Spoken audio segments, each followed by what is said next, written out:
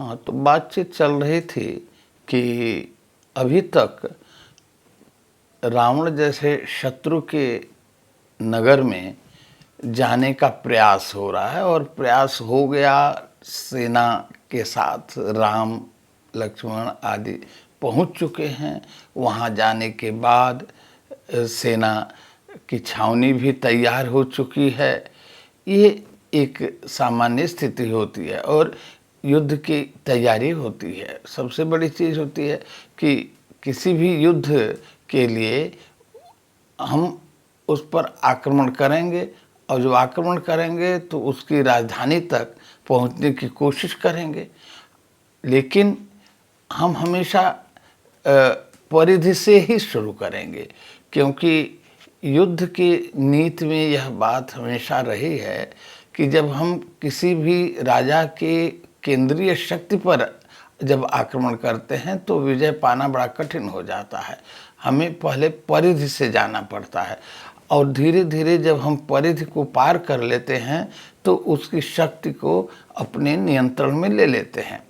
तो वहाँ पहुँचने के बाद सेना का बंटवारा होना और कौन क्या करेगा, कौन किसका सेनापति होगा, किस सेना की टुकड़ी की अध्यक्षता कौन करेगा, आदि आदि सब बातें हो चुकी हैं।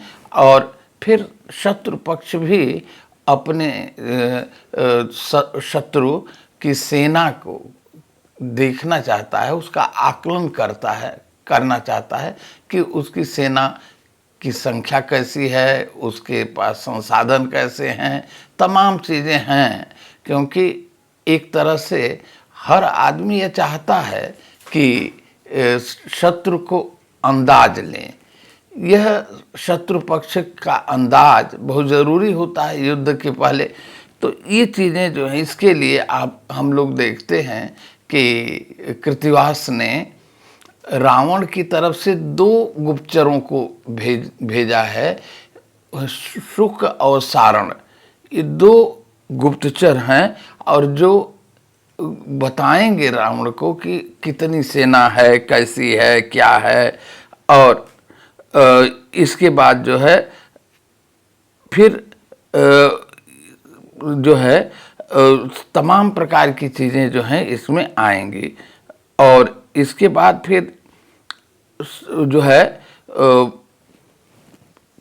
क्या कहते हैं कि फिर भी एक व्यक्ति भेजा जाता है, शार्दूल, जो शार्दूल को भेजा जाता है और वह वानर सेना के लिए बार बार जो है विवरण जो देता है बड़ा ही अतिशयोक्ति में देता है। किस तरह से उसकी सेना जो है कितनी संख्या है, अपरंपार संख्या।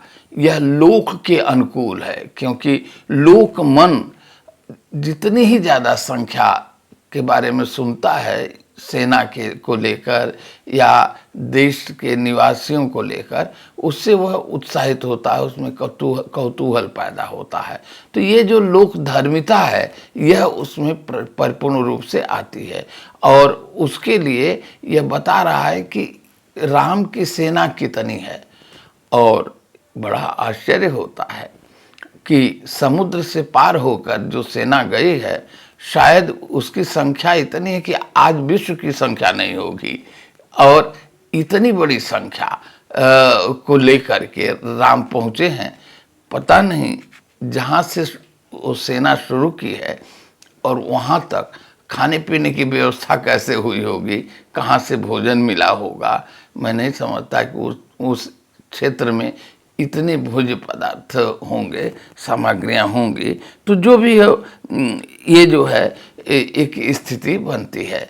और आप देखें, हम लोग देखें कि किस तरह से उस संख्या को बताया है, उसको यहाँ हम बता देना ज़्यादा उचित समझेंगे कि वो रावण से राम की सेना का जब विस्तार बता रहा है, सुख सारण का कहना है कि रामेर बानर संख्या की कबो कहानी 7 कोटि बानर ते एक वृंदगणी। यानी 100 करोड़ बानरों को ले आकर के एक वृंद माना जा सकता है। और 100 कोटि 100 करोड़ वानर मिल करके संख्या का अंदाज बता रहा है कि संख्या क्या होती है। उस समय गणना के माप का या गणना का जो है तरीका भी दूसरा होता था, आज की तरह से नहीं होता था। तो कहा कि शतकोटि वृंद, शतकोटि वृंद, शतकोटि वानरों की संख्या को वृंद कहेंगे, और शतकोटि वृंद एक महावृंद होगा, और एक महावृंद शतकोटि महावृंद होगा, और अर्बुद उसको कहेंगे निश्चय। ये है अर्बुद तक पहुंचा। अब शतकोट अर्बुद ते महाअर्बुद लेखा, शतकोटि महाअर्बुद एक खर्व शिक्षा। अब देखिए कि शतकोटि अर्बुद से जो है महाअर्बुद होता है, और शतकोटि महाअर्बुद से खर्व हो रहा है, और शतकोटि खर्व एक महाखर्व होता है, और शतकोटि महाखर्व शंख होता है। अब जो शंख खर्व शंख की संख्या है वर्तमान, उससे भिन्न है। देखिए कहाँ से गणना शुरू हो रही है उसको लेकर। और शतकोटि खर्व एक महाखर्व होता है, शतकोटि महाखर्व शंख होता है। शंख शतकोटि शंख से एक महाशंख जानी, शतकोटि महासागरे एक पद्म जानी। अब इस तरह से शतकोटि पद में एक महापद्म होए, शतकोटि महापद्म सागर निर्णय, और शतकोटि सागरे महासागर जान, शतकोटि महासागरे एक अक्षौणी, और शतकोट अक्षौणी ते एक अपार, और अपारेर अधिक गणना नहीं आर।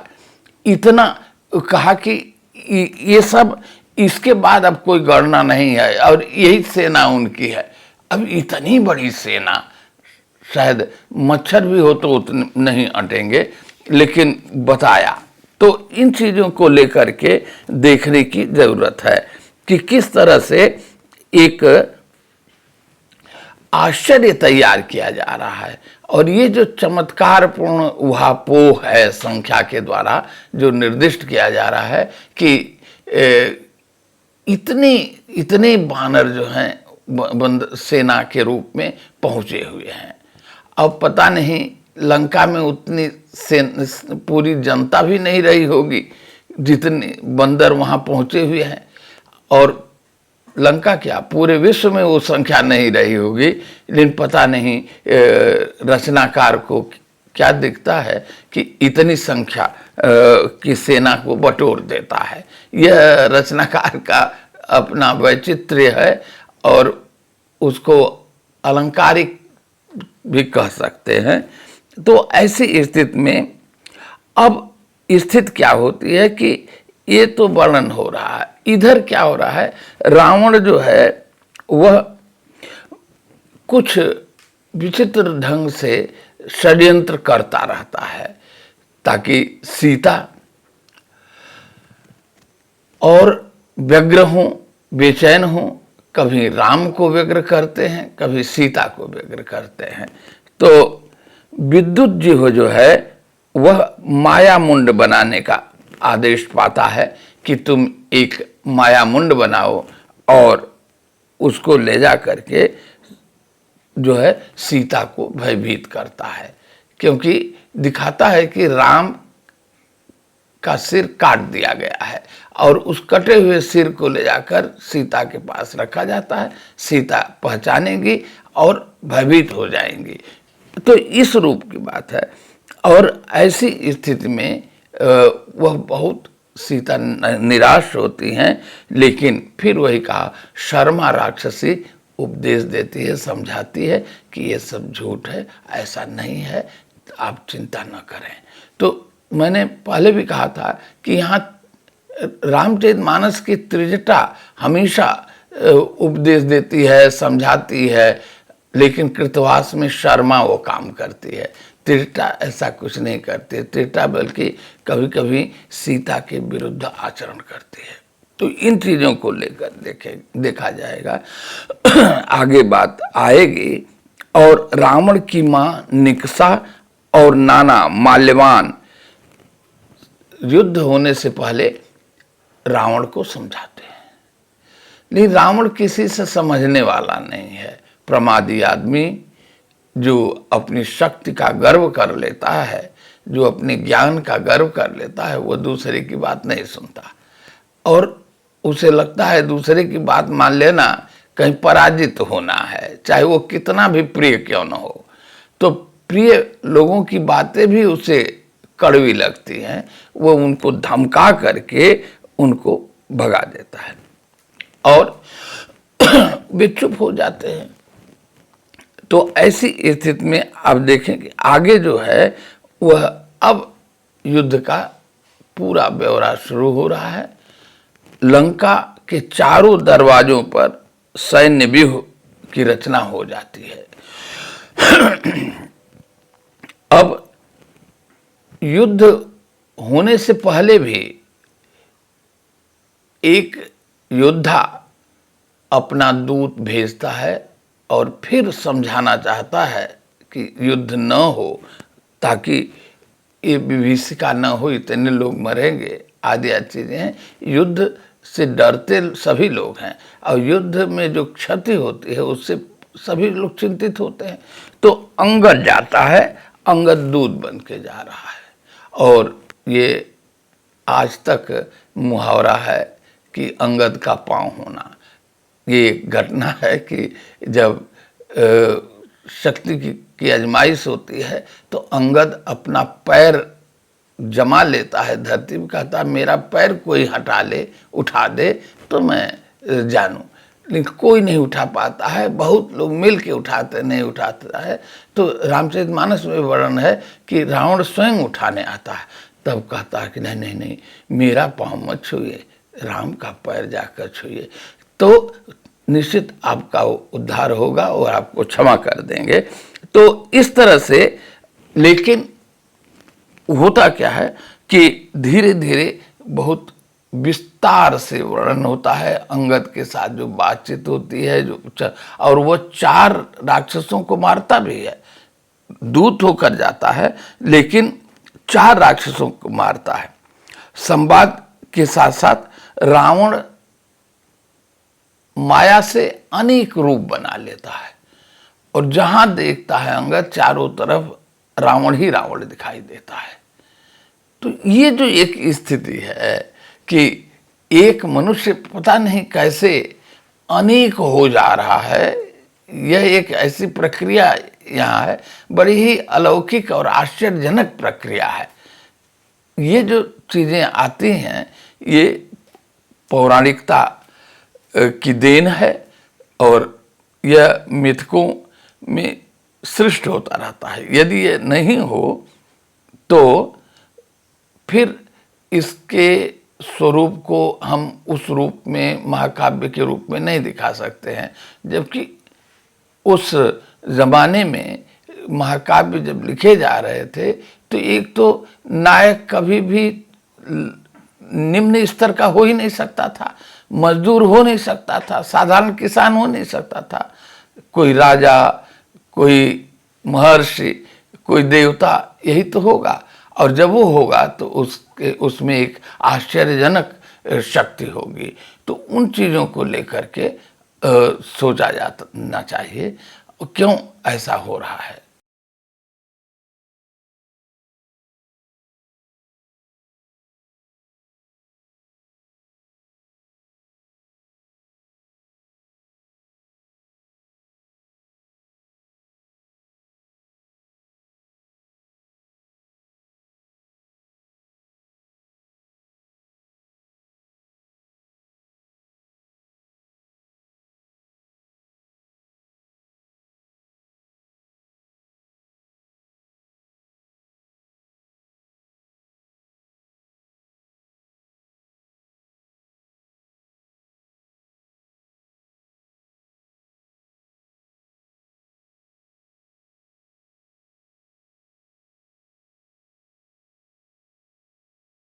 तो अंगद के साथ एक विस्तृत संवाद चल रहा है और उत्तर प्रत्युत्तर की एक प्रक्रिया चल रही है।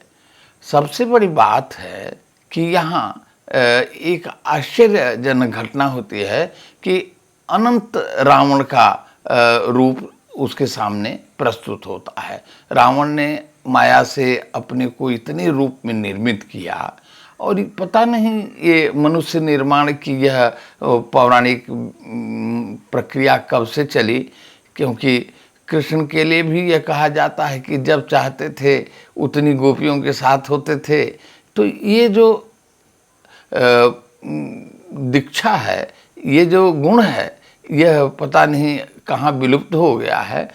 लेकिन बड़े ही लौकिक ढंग से अंगद इस बात को लेता है और इंद्रजीत उसका बेटा है रावण का, और बेटे के सामने माँ के लिए एक तरह से वो ऐसी बात करता है जो बहुत जायज़ नहीं कही जा सकती। क्यों कहता है कि इंद्रजीत बताओ, तुम्हारी माँ कितने पिता से मिलन करती थी? यदि इतने रावण हैं तो वह कितने पिता से मिलती थी तुम्हारे? तो ये एक ऐसी कुछ चीज़ है जो एक लौकिक संदर्भ से ही कही जा सकती है, जिसका कोई अवजातीय स्वरूप नहीं प्रस्तुत किया जा सकता और नहीं भी करना चाहिए, क्योंकि बेटे के सामने माँ के इस चारित्रिक लांछन को इंगित नहीं करना चाहिए। क्योंकि रावण जब बहुत सा रूप बना लेता है तो ये अंगद का कहना कि बताओ कि तुम्हारी माँ कितने रावण से मिलती थी है, ये तो बड़ी विचित्र बात है। क्योंकि इसका जो है एक तरह से विरोध भी किया जा सकता है और किया जाता है। लोग जैसे जो है बहुत से ऐसे कथानक आते हैं जिनमें ऐसी स्थितियां कभी कभी आ जाती है कि माँ और बेटे के बीच ऐसे संवाद होते हैं जो उचित नहीं हैं, अनौचित्यपूर्ण हैं।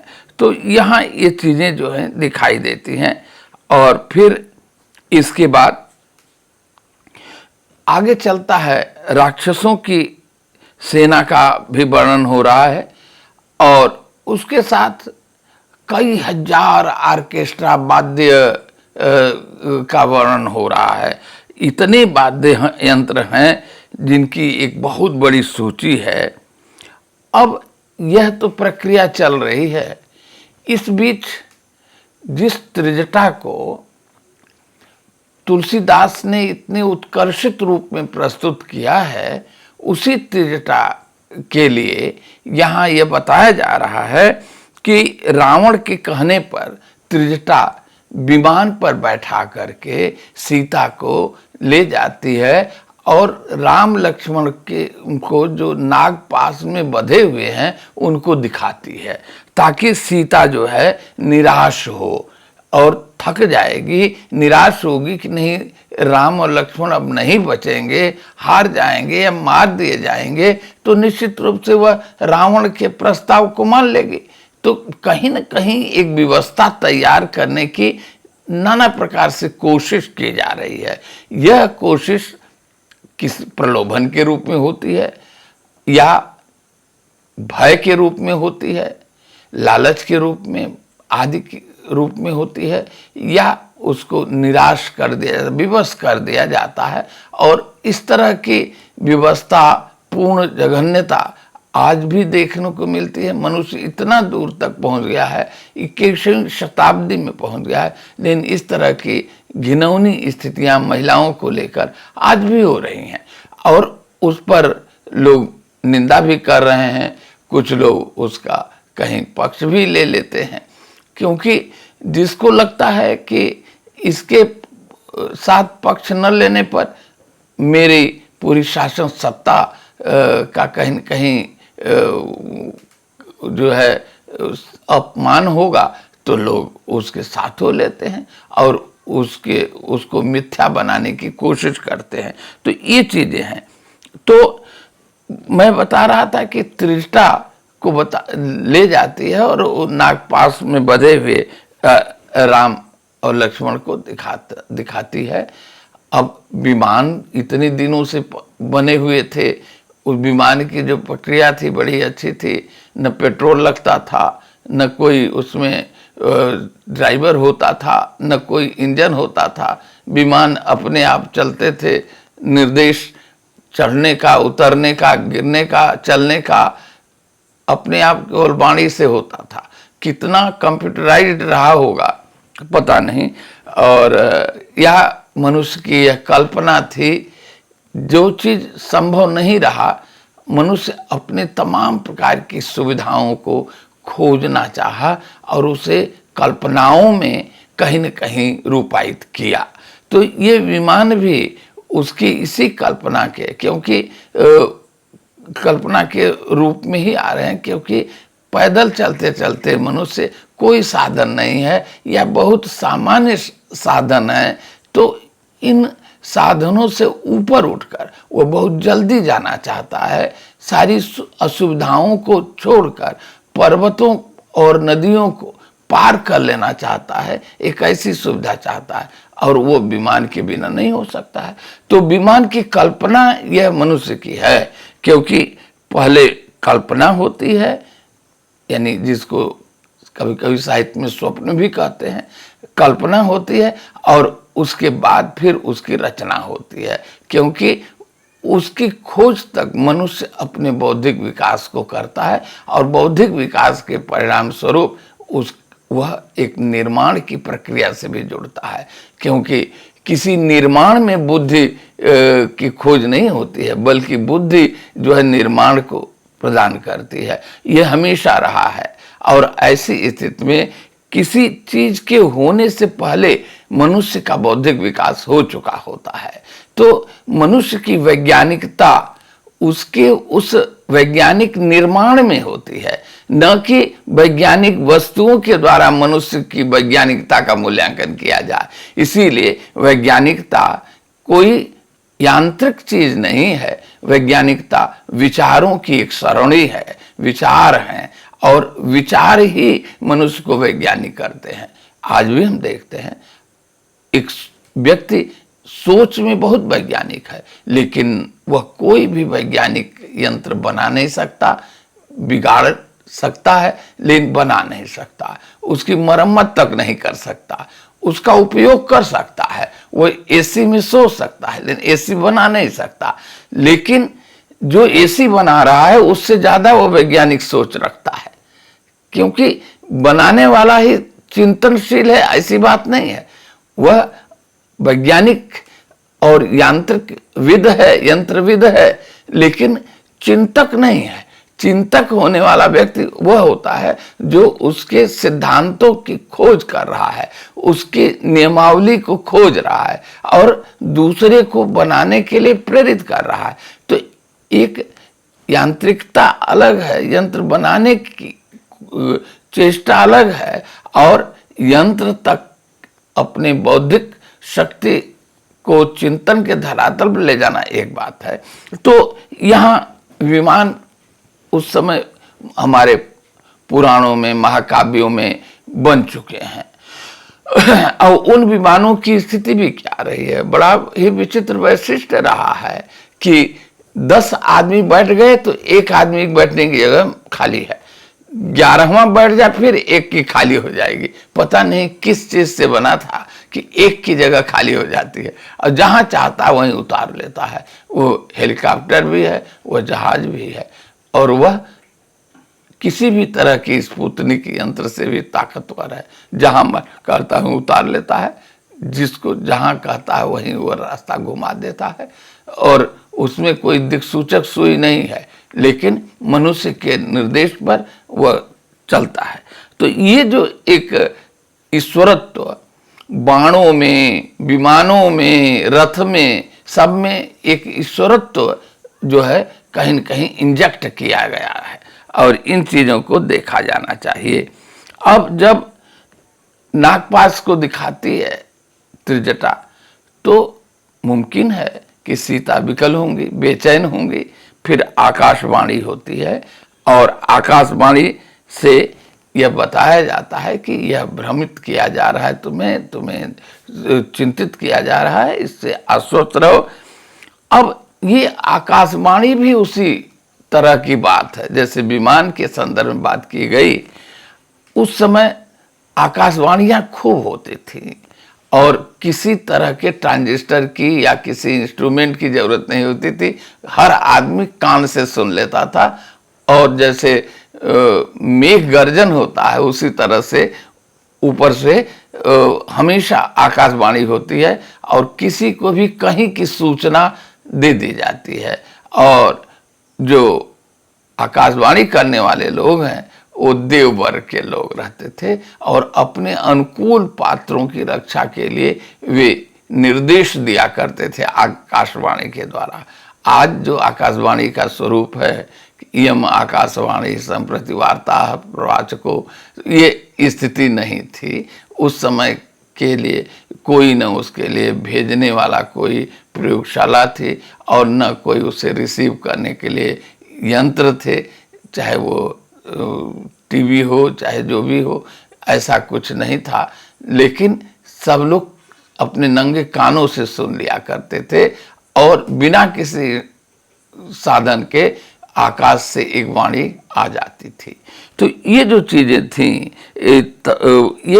ये भी एक विचित्र कल्पना का ही सत्य था और जो अपेक्षाएं थीं उन अपेक्षाओं को प्रस्तुत करने की कोशिश थी। अब रह गई कि थी कि नहीं थी, होता था कि नहीं होता था, नहीं जानता। हो सकता है उसी सेना में से ही कोई व्यक्ति चिल्ला के कह दिया हो। और वाणियां तो हमेशा हवा के माध्यम से ही आएंगी, आकाश मार्ग से ही आएंगी। ऊपर से नीचे, ऊपर नीचे तो हम लोग ऐसे ही महसूस करते हैं, कोई चीज ऊपर नीचे इस रूप में नहीं है, क्योंकि हर चीज अगल बगल है और सारे पिंड जो हैं वो एक दूसरे के अगल बगल ऐसे घूम रहे हैं। तो लेकिन देखने में हमें ये लगता है कि ऊपर से आ रही हैं या नीचे से बोलने वाली आवाज भी तो ऊपर से आ रही है। तो ये जो तरंगायित होने की प्रक्रिया है वो कहीं धरती के भीतर से नहीं आती है, आकाश से ही आती है। लेकिन फिर भी आकाशवाणी का एक बहुत बड़ा महत्व हमारे देश के काव्य में, साहित्य में, कथानकों में, पुराणों में तमाम जगह है। इसका विवरण, इसमें कोई दो राय नहीं। और इस तरह से आप देखेंगे कि फिर गरुड़ आते हैं और नागपाश को आते ही तोड़ देते हैं, खत्म कर देते हैं, क्योंकि यह प्रसिद्ध है, कभी समय भी कहा जा सकता है या लोक प्रसिद्धि है कि सांप को गरुड़ खा जाता है और गरुड़ को देख करके सांप भयभीत होकर के छोड़कर भागेगा। तो अब ये एक विचित्र सी बात है। छंद शास्त्र में ये बात कहा जाता है, ये बात कही जाती है कि गरुड़ को बड़ी इच्छा हुई कि वह छंद के बारे में जानकारी लें, छंद शास्त्र की जानकारी लें। और छंद शास्त्र के आचार्य पिंगलाचार्य थे, वो शेषनाग थे। तो शेषनाग से उन्होंने कहा कि मुझे छंद के बारे में बताइए। तो शेषनाग आए और उन्होंने गरुड़ से कहा बैठ जाओ। बैठे, कहा कि बताना शुरू किया। फिर एकाएक पिंगलाचार्य को याद आता है कि छंद शास्त्र तो बहुत विस्तृत है और ये गरुड़ सुनते सुनते भूखा हो जाएगा तो मुझे खा जाएगा। तो ये कह करके प्राण बचा करके वो चलते हैं, कहते हैं भुजंग प्रयात, यानी सांप तो चला और सांप भाग रहा है, जा रहा है पाताल लोक में, और ये सोच रहे हैं कि भुजंग प्रयात कोई छंद है, वो बताने जा रहे हैं। तब से संस्कृत में भुजंग प्रयात एक छंद माना जाता है। तो खैर गरुड़ के आने पर सांप नागपाश जो है वह मुक्त हो जाता है, कर देता है, क्योंकि राम लक्ष्मण नागपाश से अलग हो जाते हैं। ये गरुड़। अब समस्या यह है कि ऐतिहासिक परिप्रेक्ष्य में देखा जाए कि ये गरुड़ पक्षी है और नाग नाग हैं, नाग आकर लपेट लेते हैं। कभी कभी रामचरितमानस वगैरह के चित्रों में हम लोगों ने देखा है कि ढेर सारे नाग जो हैं लपेटे हुए हैं। ये विचित्र सी बात है, क्योंकि नागवंशी क्षत्रियों और गरुड़वंशी क्षत्रियों की सेनाएं थीं, और जो नागवंशी क्षत्रिय थे वे बड़े बहादुर शक्तिशाली थे। रावण की तरफ से नागवंशी क्षत्रिय आते हैं लड़ने के लिए, क्योंकि आर्यों से उनका संघर्ष बहुत दिनों से था, और इसीलिए उनको, चूंकि उनकी अधीनता उन्होंने स्वीकार नहीं की थी, इसीलिए उसको वो लोग नाग कहा करते थे। नाग कहने का मतलब किसी दुष्ट को नाग कहने की एक परंपरा है, मुहावरे के रूप में भी है। आज भी लोग कहते हैं कि वो आदमी पूरा नाग है। तो ये मनुष्य को नाग बनाने का मतलब वो फण और पूंछ वाला नहीं है और सरीसृप नहीं है। उसका मतलब है कि उसमें सारे दुर्गुण हैं। वो बदमाश है, धूर्त है, बड़ा क्रूर है आदि आदि, या बड़े धोखे से किसी पर आक्रमण कर सकता है, कभी भी अटैक कर सकता है। अब ये नागवंशी क्षत्रियों को नाग कह दिया गया, और वो आकर के सेना में घेर लेते हैं और पराजय की एक स्थिति दिखाई देने लगती है। तब गरुड़ की सेना आती है, गरुड़ सेना आती है, और वह उससे भी बहादुर है, शक्तिशाली है, और नागवंशी क्षत्रियों को भगा देती है युद्ध करके। तो निश्चित रूप से वो अलग बात है। लेकिन यहाँ तो मैंने बताया कि जब तक कोई ऐसी चीज न बताई जाए जबकि पाठक को थोड़ी अनहोनी लगे या आश्चर्यजनक लगे, तब तक कोई महाकाव्य अपने महाकाव्यत्व को, अपने वैशिष्ट्य को आगे नहीं बढ़ा सकता, और चमत्कार नहीं पैदा होगा तो पाठक को रुचिकर नहीं लगेगा, आनंददायक नहीं लगेगा। जैसे जब सेना की अपरंपार संख्या को सुनेगा तो वह सोचता है कि कितनी सेना थी, कितनी सेना थी ही थी। तो इस तरह से उसके मन में एक उद्गार आता है कि जब वो युद्ध हो रहा होगा तो कैसे हो रहा होगा। अब स्थिति क्या है कि ये अब गरुड़ आते हैं, नागपाश से दूर करते हैं, लेकिन पता नहीं क्यों कृतिवास में एक घटना आती है, मैंने तो रामचरितमानस नहीं पढ़ा। गरुड़ जो कार्य करते हैं उसके लिए क्या श्रेय मिलना चाहिए, तो चाहते हैं कि राम अपने को कृष्ण रूप में प्रस्तुत करें। अब भले ही 15वीं शताब्दी में कृतिवास लिखा गया है, लेकिन गरुड़ तो उसी समय आए हैं जब युद्ध हो रहा है। तो उस समय क्या, जब राम युद्ध कर रहे हैं तो कृष्ण का आविर्भाव भी नहीं हुआ है। तो इतनी पहले से जिस कृष्ण को का आगमन ही इस देश में नहीं हुआ है, इसके बाद होगा, क्योंकि वो अलग अलग युग की बात है, एक युग का अंतर है। तो वहां ये कहना कि कृष्ण रूप में अपने को दिखाइए, और हनुमान इसका विरोध करते हैं कि नहीं, राम राम ही रूप में होंगे, क्योंकि हनुमान तो राम के भक्त हैं, राम के प्रेमी हैं। और इस तरह से जो है ये एक प्रक्रिया दिखाई देती है।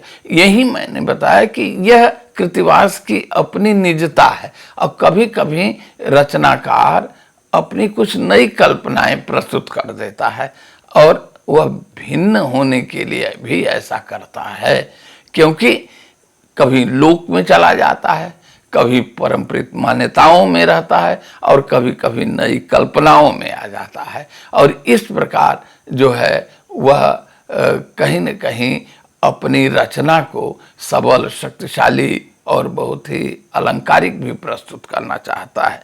तो ये जो चीजें हैं इनको लेकर के चलता है। अब युद्ध चलने लगा।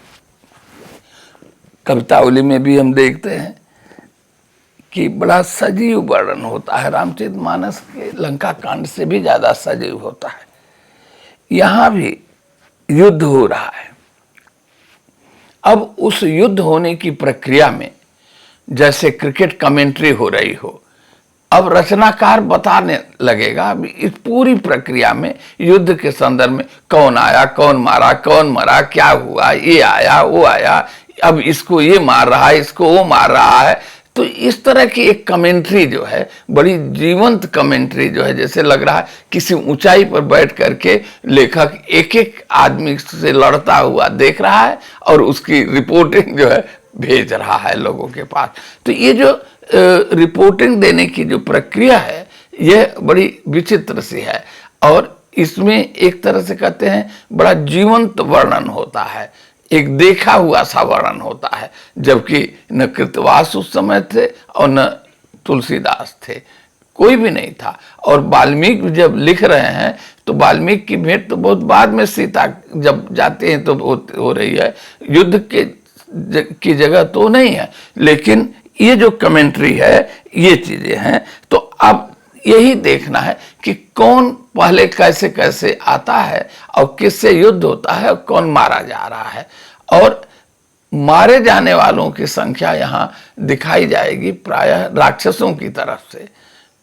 वानर सेना से कौन मरा, क्या हुआ, ये नहीं बताया जाएगा, क्योंकि रचनाकार की सहानुभूति इस राम दल के साथ है, रावण के दल के साथ नहीं है।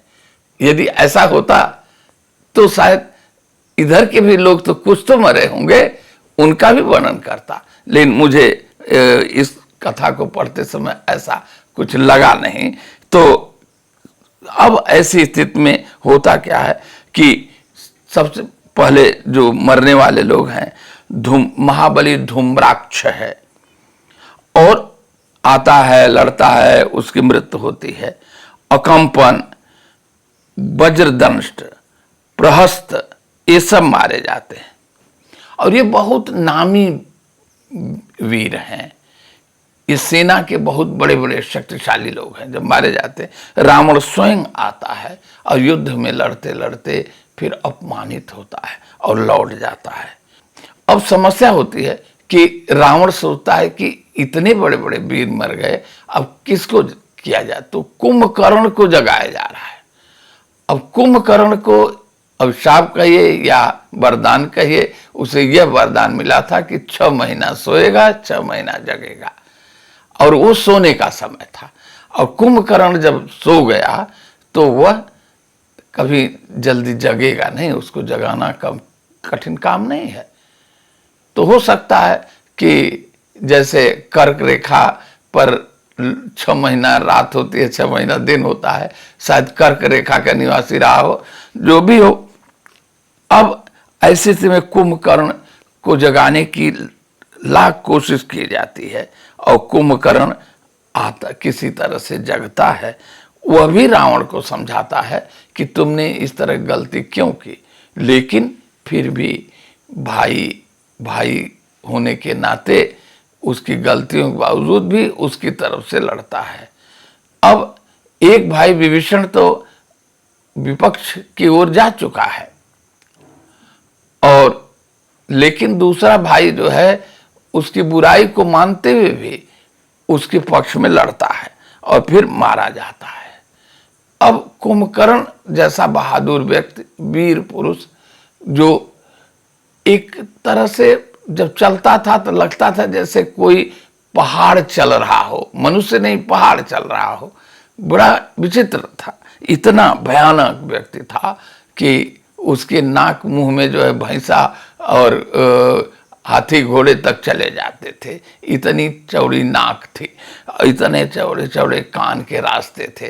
तो ये जो भयानक मूर्ति तैयार की गई है, ये मनुष्य की एक विचित्र स्पीसीज है, क्योंकि कोई भी देहधारी व्यक्ति इस तरह से हो नहीं सकता, कितना भी मोटा हो बड़ा हो, लेकिन जो सूक्ष्म अंग है वो उसी तरह से रहेंगे। थोड़े बहुत बड़े छोटे हो सकते हैं, लेकिन वे कोई किसी की नाक कंदरा नहीं हो सकती। लेकिन फिर भी वही एक बाल सुलभ कौतूहल भी महाकाव्य में भरना है, और यह बाल सुलभ कौतूहल पाठक को या उस जमाने के पाठक को तो जरूर प्रभावित करता रहा होगा। आज का पाठक एक बार सोचने लगता है कि इतना क्यों बढ़ा दिया, इस तरह से क्यों कह दिया। फिर नरांतक, देवांतक, महोदर, त्रिसरा और महापाश ये मारे जाते हैं। और इन इन इन ये भी बहुत ही बहादुर लोग हैं। फिर रावण का पुत्र अतिकाय भी आता है, युद्ध करता है और फिर मारा जाता है। लेकिन एक विशेषता है इस अतिकाय में जो बड़ी आश्चर्यजनक लगती है। शत्रु है राम और उनसे लड़ने के लिए आया है, और वह रावण का सीधे पुत्र है और उसका नाम ही अतिकाय है। जिसकी काया बहुत विशाल होगी वही अतिकाय होगा। और वह मरने जब लगता है तो उसका कटा हुआ सिर राम राम पुकारता है। तो राम के प्रति एक भक्ति भावना भी उसमें है, और वह मरते मरते बताता है। अब देखिए कि यहां प्रसंग आता है कि एक यज्ञ है इंद्रजीत का, और निकुम्मिला यज्ञ वो संपन्न करता है। निकुम्मिला यज्ञ एक ऐसा यज्ञ है जिसको कर लेने पर उसके सामने कोई भी शत्रु खड़ा नहीं हो सकता, वो हारेगा ही हारेगा, वो जरूर जीतेगा। तो इस तरह से निकुम्मिला यज्ञ संपन्न होती है, और फिर हनुमान और विभीषण को छोड़कर सारी सेना बेहोश हो जाती है।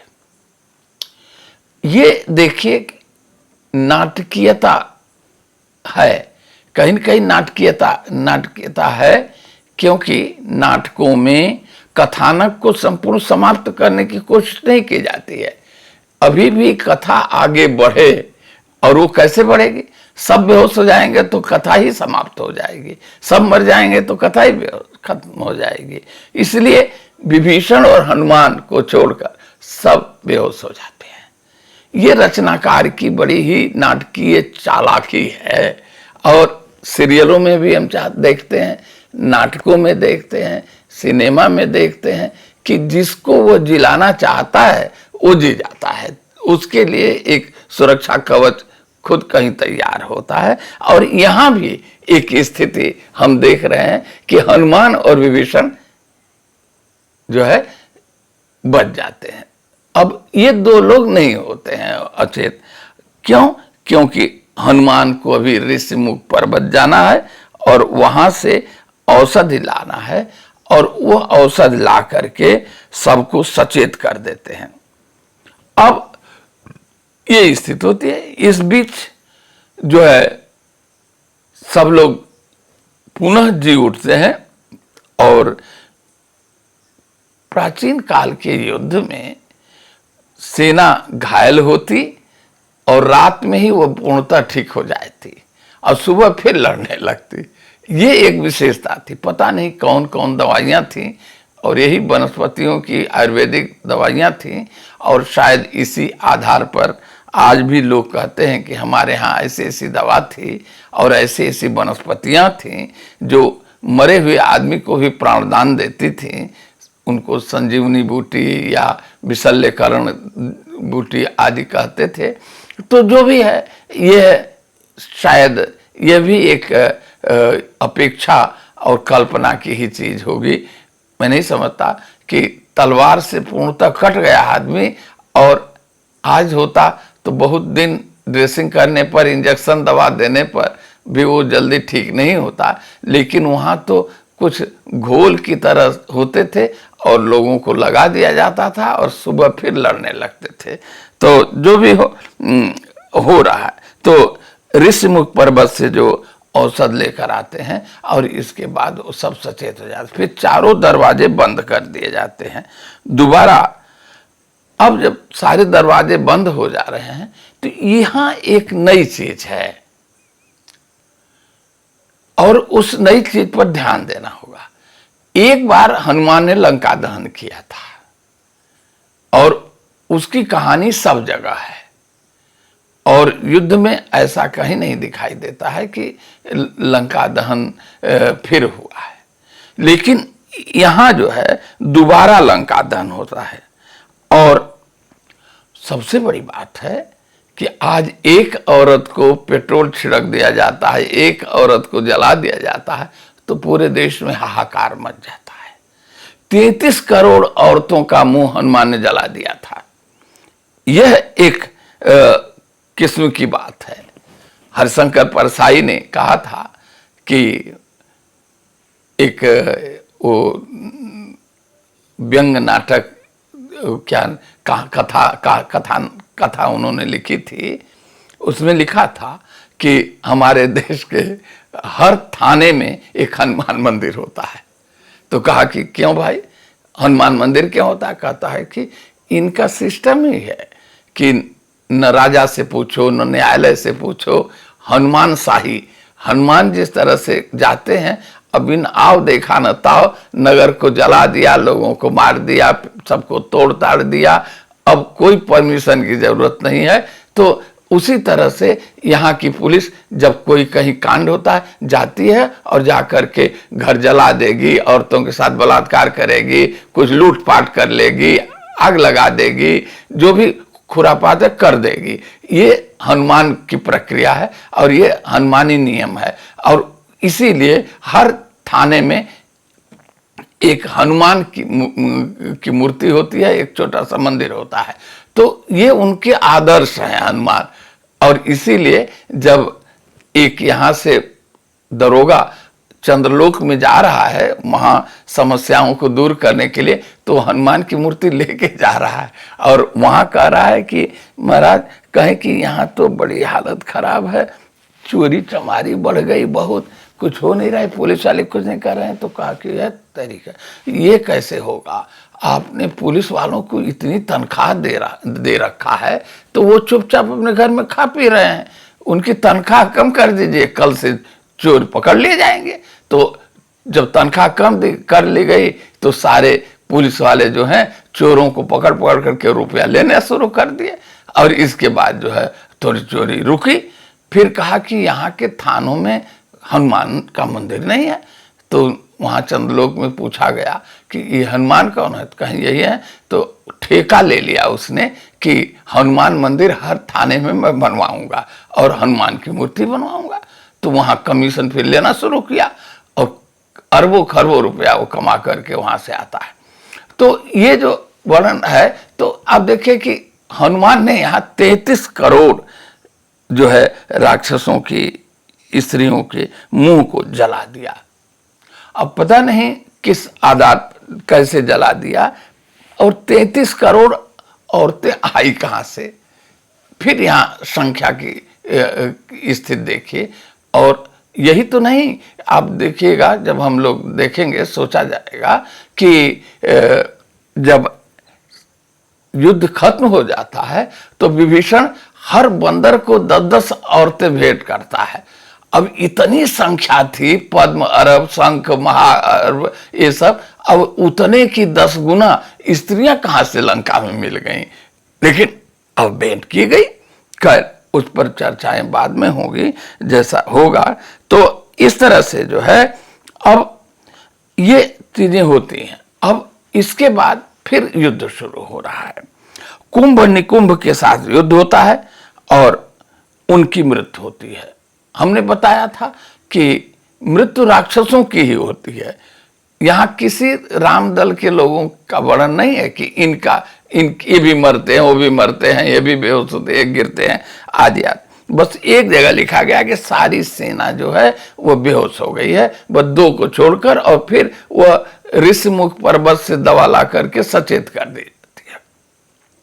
अब पता नहीं इतनी अर्बुद बंदर अचेत हुए थे, कितनी दवा आई थी कि सब जी गए, और कितने लोगों को कितना खिलाया गया होगा। एक बोरा है और एक झोरे से तो काम नहीं चला होगा। तो पता नहीं, जो भी है आश्चर्य एक जगह लिख दिया जाता है, फिर उसका निदान नहीं बताया जाता। तो खैर जो भी है, तो अब ऐसी स्थिति में फिर एक स्थिति आती है और मकराक्ष भी आता है और मारा जाता है। अब सबसे बड़ी चीज है, यहां एक आश्चर्यजनक बात आती है। कहीं मैंने नहीं देखा था कि विभीषण का बेटा युद्ध कर रहा है। विभीषण का बेटा रावण की तरफ से युद्ध करने आता है और वह तरणीसेन उसका नाम है, वो रावण की ओर से लड़ने आता है और उसकी मृत्यु होती है। अब देखिए समस्या क्या है कि युद्ध हो रहा है और विभीषण का पुत्र लड़ने आ रहा है। विभीषण जो है रावण के विरोधी पक्ष में है, राम के पक्ष में है, लेकिन जब लड़का आता है लड़ने के लिए तो उसके मन में पितृत्व क्यों नहीं जगता, और वह स्वयं राम को परामर्श दे रहा है कि ब्रह्मास्त्र से इसको मारिए, बिना ब्रह्मास्त्र से नहीं मानेगा। और फिर ये जो है ब्रह्मास्त्र ही से मारने के लिए कहता है कि इसी से मारिए, और तरणीसेन मारा जाता है। तरणीसेन जब मारा जाता है तो मरने से पहले बड़ी अलंकारिक शैली में राम की उपासना करता है, स्तुति करता है, और जो उसकी स्तुति है वो बड़ी अलंकारिक है, विशेषणों से भरी पड़ी है, और नाना प्रकार से जो है उनकी विशेषताओं को, राम के गुणों को वहाँ प्रस्तुत किया जाता है। तो ये जो चीज है तरणीसेन की मृत्यु, और सबसे बड़ा संदर्भ बनता है कि एक पिता की संवेदना का सवाल वहाँ खड़ा होता है, और पिता अपने पक्ष के लोगों के प्रति ज्यादा उत्तरदायी है, न कि पुत्र के प्रति संवेदनशील है।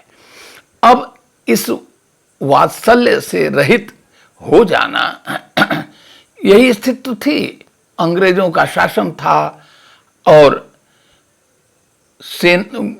पुलिस में और तमाम प्रकार की सुरक्षा सेनाओं में भारत के ही लोग थे, और इसी भारत के लोग अंग्रेजों की सेना या पुलिस बन करके जनता पर प्रहार करते थे, और जिन पर प्रहार करते थे वे उनके रिश्तेदार होते थे, उनके बेटे होते थे, उनके भांजे होते थे, यही होते थे।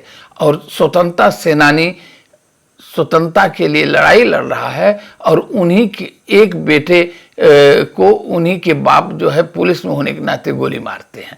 तो ये घटनाएं होती हैं और इस पर सोचा जाना चाहिए था। और हमेशा ये कह दिया जाए केवल अंग्रेज ही नहीं मार रहे थे, अंग्रेज कितने थे, और सारे अंग्रेज ही नहीं गोली चला रहे थे, गोली तो चलवा रहे थे।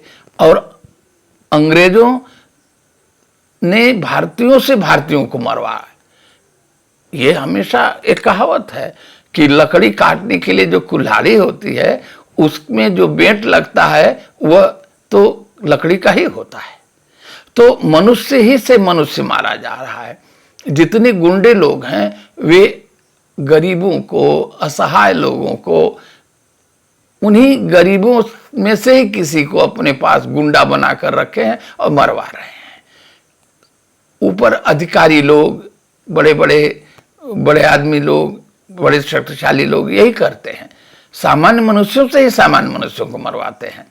तो ये जो स्थिति है, क्योंकि मार्क्स ने कहा था कि बड़े आश्चर्य की बात है कि 10,000 अंग्रेज 40 करोड़ भारतीयों पर निशंस ढंग से शासन कर रहे हैं। यदि वो मुक्का से मारे तो सबको मार के खत्म कर दें, लेकिन भारतीयों से ही भारतीयों को क्रूर ढंग से मार पीट करके शासन कर रहे हैं। ये उनकी सफलता है। और भारत के लोगों की कितनी सराहना की जाए, कितनी उदात्तता, कितनी उच्चता है। खैर उसकी उच्चता पर मैं प्रश्न चिन्ह नहीं लगाऊंगा, नहीं तो बड़ा मुश्किल है, क्योंकि यही कहा जाता है कि हम बड़े उच्च कोटि के लोग थे, बड़े उच्च कोटि के चिंतक थे, सोचने वाले थे, और 10,000 लोगों से मार खा रहे थे, और एक दिन नहीं, 2 दिन नहीं, 200 वर्षों तक खाते रहे। तो और अपने ही द्वारा अपने को मारा जा रहा था। तो जो भी हो, और जब थोड़ी चेतना सजग हुई तब मंगलदेव पांडे वगैरह की तरह लोगों ने सेना में रह करके भी विद्रोह किया। तो ये विद्रोह करने वाले लोग बहुत बाद में आते हैं। इतने दिनों तक लोग कैसे इसको सहते रहे हैं। तो खैर यहाँ तरणी सेन के माध्यम से ये बात कुछ विषयांतर हो गई। तो इसके बाद जो है वीरबाहु, धूम्राक्ष और भस्मलोचन आता है और मरता है। अब देखा जाए कि भस्मलोचन को सुंदर कांड में ही बताया गया था कि भस्मलोचन आ रहा था कि राम लक्ष्मण को देख दे, ताक दे, उसको एक आशीर्वाद था कि जिसकी ओर खुली आंख से देख देगा वो भस्म हो जाएगा। तो फिर कैसे वो है, यदि वही राम ने मार दिया था तो आज फिर इसमें भस्मलोचन आता है। तो एक दो बार जो है लंका कांड में भी भस्मलोचन की बात आती है। तो ये जो है सुंदर कांड में भी है और लंका कांड में भी है और घटनाएं सब वही हैं। तो इस तरह से फिर लड़ाई चलती है। रावण पुत्र वीरबाहु को कृतिवास में बताया गया है कि यह इंद्रजीत के समान वीर था और इतना बड़ा योद्धा था। और इंद्रजीत को सभी लोग जानते हैं कि बहुत बड़ी शक्ति थी उसके भीतर, इंद्र को जीतने वाला था। वह युद्ध में आता है। हमने देखा कि तरणी सेन जो है, जो विभीषण का लड़का था, मरते समय राम की बड़ी अलंकारिक स्तुति करता है और रण में आकर इधर जो वीरबाहु है, जो रावण का बेटा है, पहले आता है और राम की बड़ी अच्छी स्तुति करता है कि, और फिर स्तुत करने के बाद वह राम से प्रार्थना करता है कि अमुक बाण से मुझे मारना। अब देखिए, पता नहीं उस बाण से मारने का क्या औचित्य है और क्या लाभ है, ये मैंने नहीं सोचा और न तो रचनाकार ने कहीं कुछ निर्दिष्ट किया था। वहां तो बाप कहता है कि मेरे बेटे को ब्रह्मास्त्र से मारिएगा और यहां खुद जिसको मरना है वो कहता है कि अमुक बाण से मेरा वध करें। तो इस बीच जो बाणों का जो वर्णन होता है वो बड़ा ही चमत्कारिक है। कितने तरह के बाण, कितनी तरह की उनमें विशेषताएं हैं। बाण आज जैसे मिसाइल हो रहे हैं, नाना प्रकार के मिसाइल, नाना प्रकार के युद्ध के अस्त्र आ रहे हैं और बहुत ही शक्तिशाली, पावरफुल जो भी हैं, भिन्न भिन्न तरह के आ रहे हैं। उसी तरह से इन बाणों का वर्णन हो रहा है। अब वो बाण केवल नोकदार कोई धातु की चीज नहीं है, उनमें कितनी शक्तियां हैं। वो पानी बरसा सकते हैं, वो आग लगा सकते हैं, वो आंधी तूफान तैयार कर सकते हैं। एक विचित्र किस्म के परमाणुवीय शक्ति से परिपूर्ण है। तो ये जो चीजें आते हैं और अब वो ये सारा कुछ करते समय कहा कि अमुक बाण से मुझे मारना। तो अब समस्या हो जाती है कि रचनाकार है, जहां एक चीज की बात उठा लेगा फिर उसकी पूर्णता करेगा, उसको पूरी तरह से प्रस्तुत करेगा। अब देखना कि बाण कैसे हैं, उनके गुण क्या हैं, उनके नाम क्या हैं, कैसे कितने हैं। अब पता नहीं कितने कितने बाण कहां से ढोकर के लाए गए थे। जब सेना आ रही थी तो कहीं नहीं दिखाया गया था, न वर्णन किया गया है कि इतने इतने ट्रक जो है बाण लदे हुए हैं, ऐसा तो कहीं नहीं दिखाया गया। और युद्ध करते समय बाण और गदा और सारी अस्त्र शस्त्र कहाँ से मिल रहे हैं पता नहीं। जो भी हो, जब वैज्ञानिक ढंग से कोई बात सोचने लगे तब फिर कुछ उसमें विशेष तर्क की स्थितियां आ जाती हैं और शायद कभी कभी जन सामान्य की जो मान्यताएं हैं, जो आस्था है, कहीं वो चोटिल न हो, इसलिए उससे बचने की भी कोशिश की जानी चाहिए और कर रहा हूं, क्योंकि यह आस्था का सवाल है, यह मान लेने का सवाल है।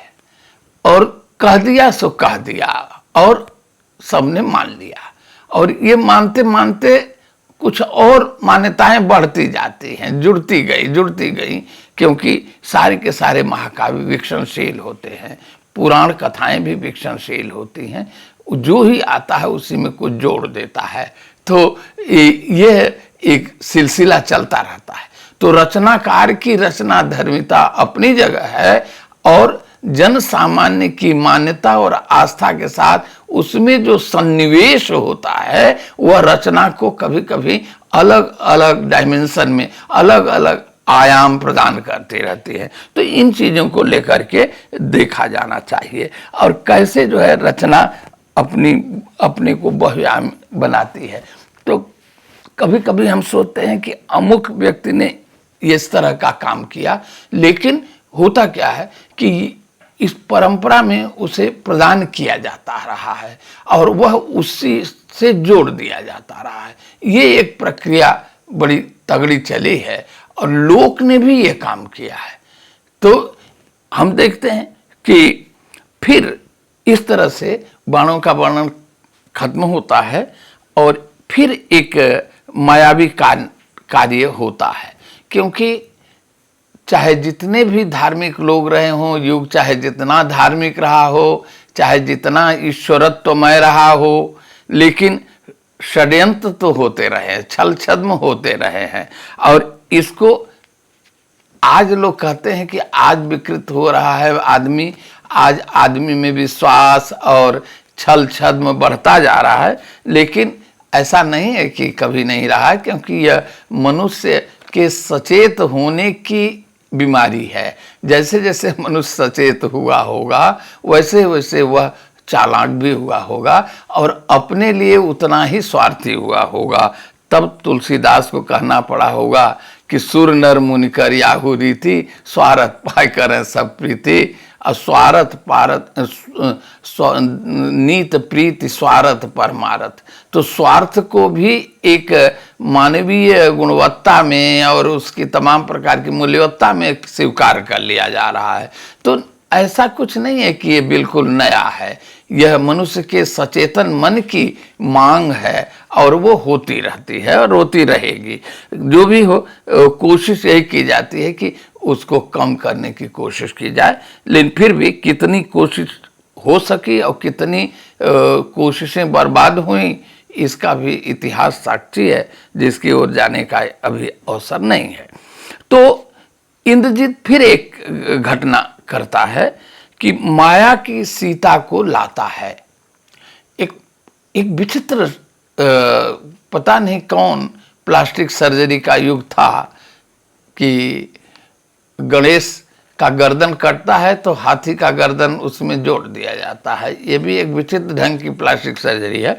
तो यहाँ बड़ी जल्दी बड़ी आसानी से वे फिर एक सीता के बिल्कुल समानांतर उसी तरह सीता समरूप कहिए समरूप सीता बना लेते हैं। और समरूप सीता जीवित सीता होगी, केवल पुतलिका नहीं होगी, केवल कपड़े की दुकान पर सजी सजाई कोई महिला नहीं होगी। तो इस रूप में ला करके और वानरों की सेना के बीच में उसे मार देता है, काट देता है, वध कर देता है। अब सेना को हतोत्साहित करने में यह घटना बहुत बड़ी कारगर हो सकती थी। राम भी निराश हो जाते, फिर युद्ध करने का मतलब क्या है? सीता काट दी गई, मार दी गई, जिस सीता को पाया नहीं जा सकता, फिर जिस सीता के उद्धार की बात की जा रही है वो तो यहीं समाप्त हो गया। तो सारी घटनाएं यहीं खत्म कर देना चाहता है। तो कहीं न कहीं फिर ये सबको विश्वास होने लगता है। विभीषण कहते नहीं, ये माया की सीता है, ये सत्य नहीं है, झूठ है। तब हनुमान कहते हैं कि नहीं, मैंने अपने आंखों से देखा था और जैसी सीता को मैंने देखा था वही सीता यहाँ थी, इसमें कोई दो राय नहीं है। तो अब देखिए एक विशिष्टता, एक नवीनता, और जो कि कृतवास ने प्रस्तुत किया है। जिस हनुमान को जो रुद्रांश कहे जाते हैं, जो शिव के अवतार हैं, जिनको कहा गया है कि बुद्धिमताम वरिष्ठम, जिनको बुद्धिमताम वरिष्ठम कहा गया, उनको विभीषण क्या कहते हैं? कृत्तिवास के विभीषण वही कह सकते हैं कि बानर है और बानर को बुद्धि नहीं होती। अब कहते हैं इस तरह की चीजों पर विश्वास क्यों कर रहा है? और है तो अंततः बानर, और बानर को बुद्धि नहीं होती। और बुद्धिमताम जो है वरिष्ठम कहा गया कि बुद्धि में वह वरिष्ठ हैं, और हनुमान चालीसा में भी बड़े बुद्धिमान कहे गए हैं। तो इस तरह से चीजें रही। तो ये विभीषण का कहना, जो विभीषण हनुमान को बहुत सम्मान देते हैं, हनुमान भी विभीषण को बहुत प्यार करते हैं, स्नेह करते हैं, क्योंकि उन्हें राम भक्त मानते हैं। और राम का जो भक्त है उनको राम ही की तरह प्रिय होता है कि ना? राम के जो प्रिय हैं वो उनसे भी मुझे प्रिय है। तो ये जो भक्तानुभक्ति की स्थितियां हैं, ये भक्ति में आती है। भक्ति की बातें अलग छोड़ दी जाएं। तो अब जब ऐसा होता है तब लोगों को विश्वास होता है कि नहीं, सीता मर नहीं सकती है, मारा नहीं गया है। और फिर इंद्रजीत इस बार और निकुम्मिला यज्ञ करने के लिए ठान लेता है। और यदि इस बार निकुम्मिला यज्ञ पूरा हो जाता तब फिर राम की सेना का जीतना या राम का जीतना नामुमकिन सा हो जाता। तो ये जो है लक्ष्मण के द्वारा उसका, इंद्रजीत का फिर जो है यज्ञ का विध्वंस किया जाता है और फिर उन्हीं के हाथों उसका वध होता है। अब स्थिति क्या होती है? जब इंद्रजीत मार दिया जाता है तो रावण का सबसे विश्वसनीय जो व्यक्ति था, जो सबसे शक्तिशाली था, जो बेटा भी था, जिसके प्रति बहुत बड़ा वात्सल्य था, वो बहुत झकझोर दिया जाता है, बहुत निराश हो जाता है और टूट जाता है। अब परेशान होता है कि सीता के चलते ही ये सब हो रहा है, और फिर सीता को मार डालने के लिए उद्यत होता है कि काट डालेंगे। और फिर मंदोदरी उसे रोकती है, और ऐसी स्थितियों में वह युद्ध क्षेत्र में आता है। और अब रावण फिर प्रतिज्ञा करके युद्ध करने आता है। अब देखिए कि रामचरितमानस में जो लक्ष्मण को शक्ति लगती है वह इंद्रजीत से लगती है। इंद्रजीत युद्ध करता है और शक्ति बाण मारता है, शक्ति लगती है। लेकिन यहाँ क्या है, इंद्रजीत मर चुका है और लक्ष्मण को जो है शक्ति लगती है रावण से। और फिर जब शक्ति लगती है तो सुबह सुबह यदि दवा नहीं आ जाएगी तो लक्ष्मण जी नहीं सकते, और लक्ष्मण यदि नहीं जिएंगे, बचेंगे, तो फिर राम की स्थिति क्या होगी? राम निराश हो जाएंगे, उनकी सारी संभावनाएं समाप्त हो जाएंगी। अब समस्या होती है कि देखिए यह पहलू जो सारी अलौकिकता थी, सारा चमत्कार था, जो चाहता था कर लेता था, वह फिर एक मानवीकृत हो जाता है, मानवीकरण की प्रक्रिया में आता है। और फिर शक्ति लगने के बाद, बाण लगने के बाद अब कोई कला काम नहीं करे अलौकिक, अब वैद्य की जरूरत होती है। हर रोगी को एक वैद्य की जरूरत होती है, दवा की, औषध की जरूरत होती है, चाहे वो जिस पैथ की हो। तो सुशीर्ण वैद्य जो हैं वो लंका में ही हैं, उनको लाया जाता है। और फिर दुनिया भर की बातें तो होती हैं कि वो पहले मना करता है कि रावण को तो बुरा लगेगा, आदि आदि। तुलसीदास भी कहते हैं कि अनुचित होगा 10 कंधर को यदि वैरी आराम करूं। फिर वैद्य के क्या कर्तव्य है, और वैद्य के सामने रोगी होता है, रोगी के साथ कोई पार्शियलिटी या कोई ऐसी घटना नहीं होनी चाहिए कि हमारा शत्रु का है कि पक्ष का है, आदि चीजें। तब फिर वो बताते हैं कि जाओ गंधमादन पर्वत पर जाइए और वहाँ से एक विशल्यकरणी औषधि है, लाइए। यहाँ वहाँ तो संजीवनी कहा गया था और यहाँ विशल्यकरणी है। तो जो भी है और फिर रावण जो है उससे पहले ही बहुत छल छद्म करता है, उसे पता चल जाता है, क्योंकि जब व्यक्ति बहुत समर्थ होता है राजा के रूप में तो उसकी गुप्तचर शक्तियां भी बड़ी शक्तिशाली होती हैं, क्योंकि ये गुप्तचर जो हैं वह राजा की आंख हुआ करते हैं। तो यदि राजा की आंख समर्थ और सबल नहीं होगी तो देश में अत्याचार अन्याय होता रहेगा। तो राह फिर वह नाना प्रकार से अवरोधक शक्तियों को लगाता है और ताकि आ न सके, लक्ष्मण जी न सके और समय पर सूर्योदय से पहले उनको दवा न मिल सके, औषध न मिल सके। ऐसी स्थिति में जो है वह जो है कालनेमी को और गंधकाली अप्सरा को लगा देता है और ये दोनों बीच बीच में अवरोधक के रूप में खड़े होते हैं और हनुमान को विलंबित करना चाहते हैं, लेकिन बाद में हनुमान समझ जाते हैं और इनको मार देते हैं, जिसको कि कृतिवास ने उद्धार करना कहा है, क्योंकि राम की सेना के लोग जिसको भी मारेंगे उनका उद्धार करते हैं, उनका वध नहीं करते हैं। तो ये जो है, क्योंकि जो भी जिसको भी मारते हैं, राम भी जिस हिरण को मारते हैं शिकार करते समय वह तनतज और स्वर्ग में ही चला जाता है। तो जो भी है, और इस स्थिति में फिर अब देखिए यही एक विचित्र बात, फिर सोचने के लिए बाध्य हो जाता है आदमी। तो ऐसी स्थिति में जो है, जब आदमी देख रहा है कि सूर्य इतना बड़ा ग्रह है, आज तक कितने बड़े बड़े उपग्रह चल रहे हैं, वहां तक पहुंच नहीं सकते। जो चंद्रयान गया, जो मंगल तक जा रहा है, चंद्र तक जा रहा है, लूना हो, अपोलो हो, जो भी हो, सूर्य तक जाने का कोई सवाल ही नहीं उठ रहा है। और वो इतना बड़ा पिंड है, इतना बड़ा पिंड है कि कितने बड़े बड़े पिंडों को उसमें समाहित किया जा सकता है। लेकिन यह अद्भुत शक्ति यहाँ धरती के लोगों में कैसे आई थी उस समय कि रावण ने सूर्य को आधी रात को उगने का आदेश दिया, कि आधी रात को कहा कि उग जाओ। अब देखिए, सूर्य भी एक ऐसी चीज है जो रावण या राम के या किसी के भी कहने से उगेगा और डूबेगा, ये तो एक भौगोलिक शाश्वत क्रिया है। इसको निर्देश कोई व्यक्ति नहीं कर सकता, चाहे जितना भी शक्तिशाली हो।